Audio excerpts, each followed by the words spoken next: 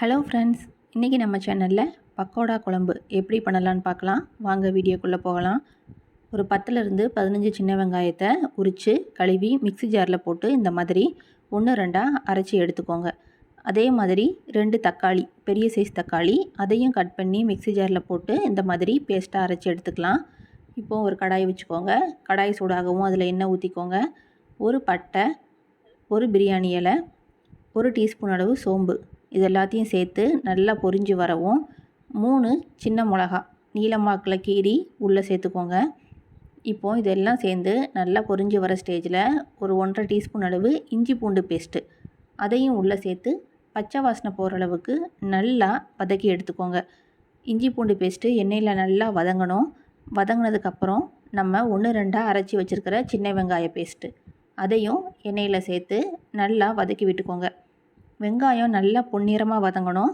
பாருங்கள், இந்த மாதிரி கலர் சேஞ்ச் ஆகி வரணும். இந்த ஸ்டேஜில் நம்ம அரைச்சி வச்சுருக்கிற தக்காளி பேஸ்ட்டு அதையும் உள்ளே சேர்த்துக்கலாம். வெங்காயம் தக்காளி பேஸ்ட்டு நல்லா வதங்கட்டும்.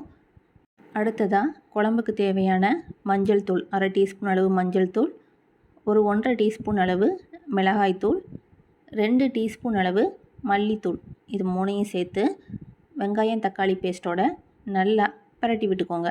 இந்த மாதிரி மசாலா நல்லா ஒட்டுற மாதிரி பிரட்டி விட்டுக்கோங்க. சிம்லேயே வச்சுக்கோங்க, இல்லாட்டி மசாலா கரிஞ்சிரும். பாருங்கள், ஓரங்கள்லாம் நல்லா எண்ணெய் பிரிஞ்சு வரும். இந்த ஸ்டேஜில் நம்ம குழம்புக்கு தேவையான தண்ணி ஊற்றிக்கலாம். மசாலாவோட தண்ணியை நல்லா மிக்ஸ் பண்ணி விட்டுக்கோங்க. சிம்லேயே வச்சுக்கோங்க அடுப்பை. குழம்பு நல்லா கொதித்து வரும். கொதித்து வரும்போது ஓரங்கள்லாம் எண்ணெய் பிரிஞ்சு வரும். இப்போது குழம்புக்கு தேவையான உப்பை உள்ளே சேர்த்துக்கலாம். பாருங்கள், உங்களுக்கு தெரியும், சைடெல்லாம் எண்ணெய் பிரிஞ்சு நல்லா வந்திருக்கு. குழம்பு நல்லா கொதிக்கணும். கொதிக்கிற ஸ்டேஜில் பக்கோடா, நான் கடையில் வாங்கின பக்கோடா இன்றைக்கி சேர்க்க போகிறேன். நீங்களும் ஒரு தடவை கடையில் வாங்கின பக்கோடாவை வாங்கி போட்டு செஞ்சு பாருங்கள். குழம்பு ரொம்ப டேஸ்ட்டாக இருக்கும்.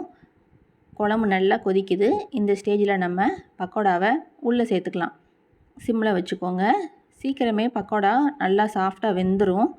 ஸ்டவ்வை சிம்லேயே வச்சு ஒரு மூடி போட்டு குழம்ப வேக வச்சிடலாம்.